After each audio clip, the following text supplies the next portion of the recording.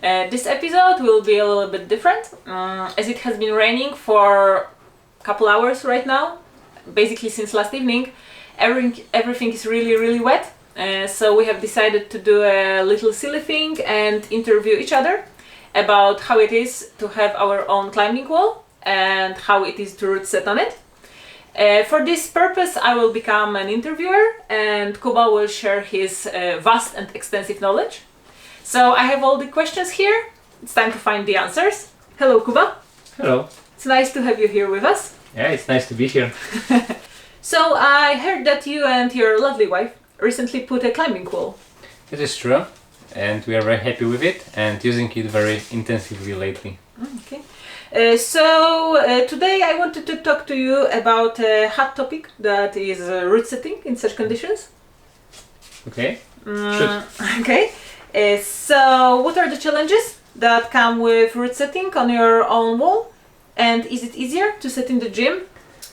Well, setting in the gym definitely have some perks. Like you have a lot bigger variety of holds there and a lot of them. Basically, when you're setting from the same sets all the time, with time you get the same results. And in the gym you have basically infinite set of holds, so every time you get a different result.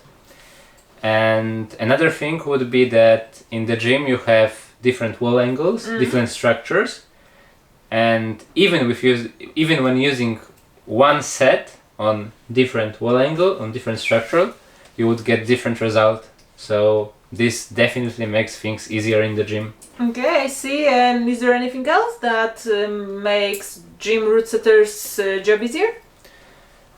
I think it's like input from other route setters and forerunners. Because for me, for example, when I set near my red point grade, I have a problem with committing to the moves that I'm not sure that will work. And the second opinion on the move, or someone stronger who can test it, makes things much easier than at our home climbing wall. Yeah, okay, but for sure there are good things about route setting on your own wall here. Well, for example, the fact that you're setting only for yourselves takes off a lot of pressure, because you don't have to worry about like short person not reaching the hold or tall person breaking the beta. So when you're setting only for yourself and for the people you climb with, you know who are you setting for. Also, you can basically set whatever you want. It's true. When you want to work on your crimps, you can set something crimpy. If you want to work on something more sketchy, tricky, it's your choice. You are not dependent on what's in the gym right now. Okay. What is the best thing about route setting on your wall?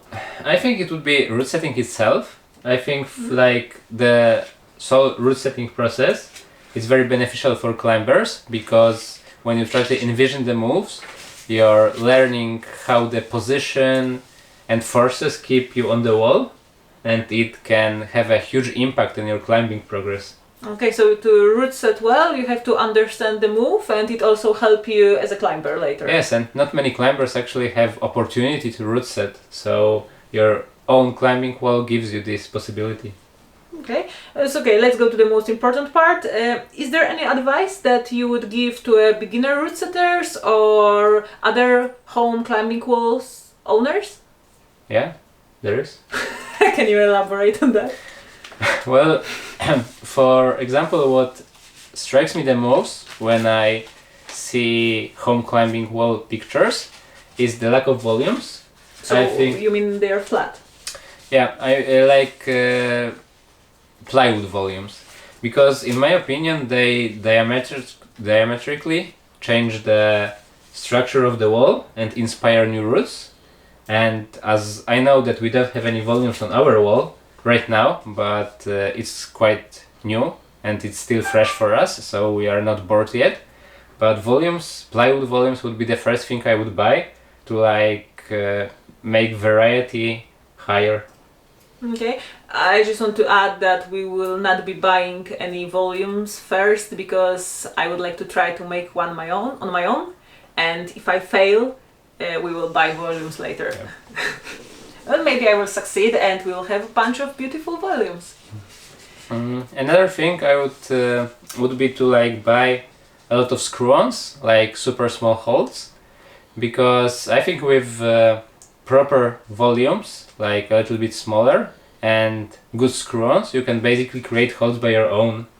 If you have a small volume and you put right screw-ons in the right places, you can get good hold, you can get bad hold, you can get pinch, you can get whatever you want basically. Yeah, so instead of buying one hold that only works in a certain way, you buy a bunch of small screw-ons and with the same volume you can create a lot of different holds. That would be my solution to like cheaper solution instead of like buying new holes all the time. Okay, interesting. Something else? Anything else?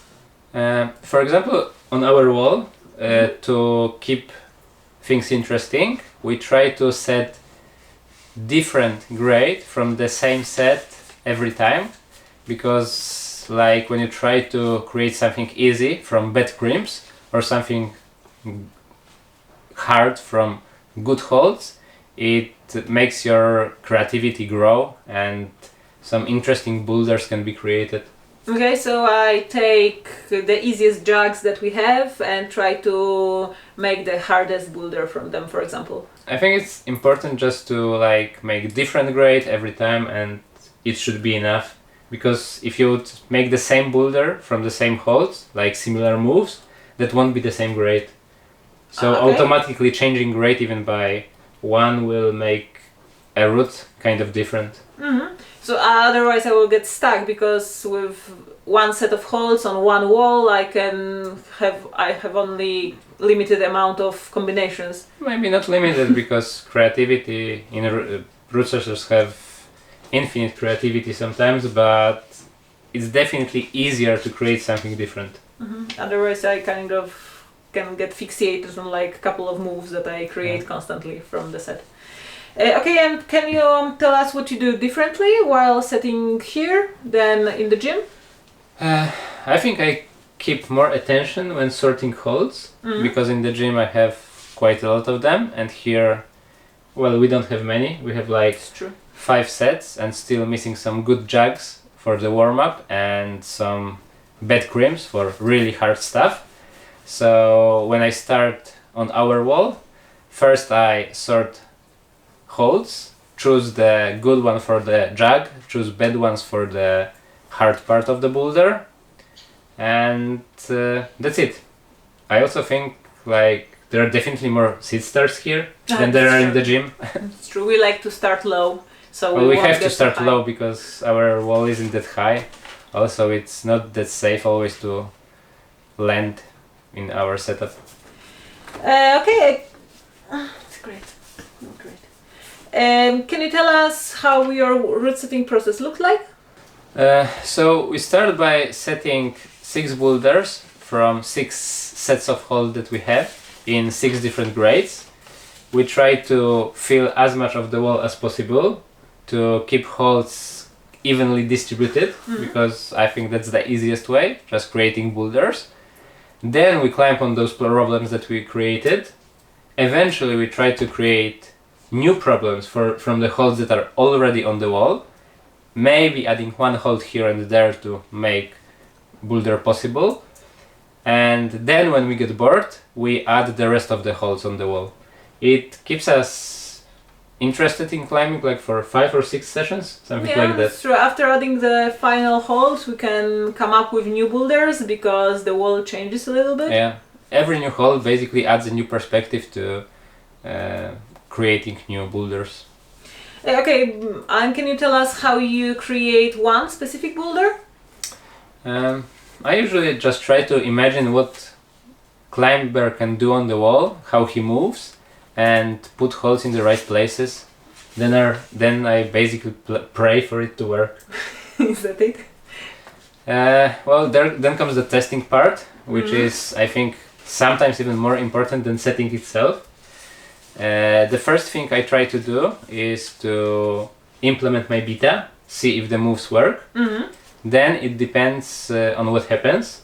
If I succeed, I try to break the beta, so to see if my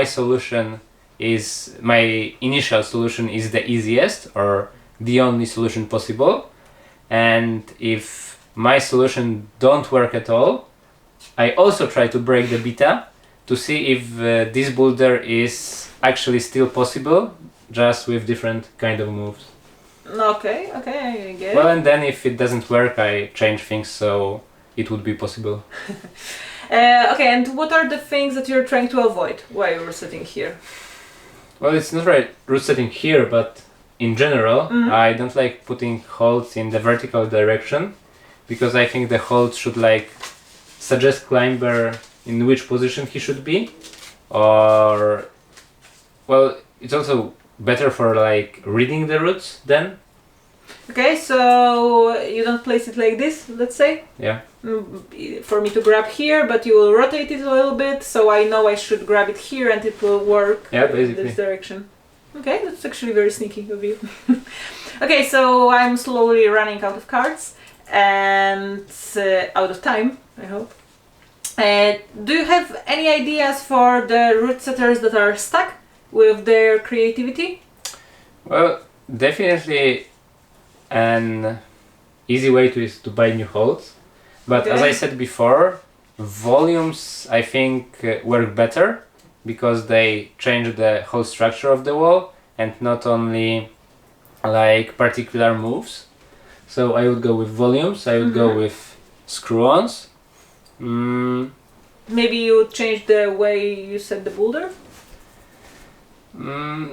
Well, if you're really stuck with the creativity process, it's good to like randomize things. You can do it by setting a separate move in the middle and then trying to add the bottom part and the top part. You can even start from the top and go to the bottom, or like if you like extreme solutions, you can just put randomly 2 or 3 holes on the wall and try to link them up in the boulder. So you screw them on and then you try to fix it. Yeah, it's all kind of randomness is good. Okay. Okay, so that's it. Thank you for today. Thank you. Thank you for answering all my questions. Thank you. And I hope you guys enjoyed our small interview. I also invite you to see our testing video from our latest wall reset. It should be somewhere here. I don't know. Okay, bye guys. See you next time. I have all the answers here. And I will ask questions. I have the, yes, these are the questions, not the answers. Will we cut it?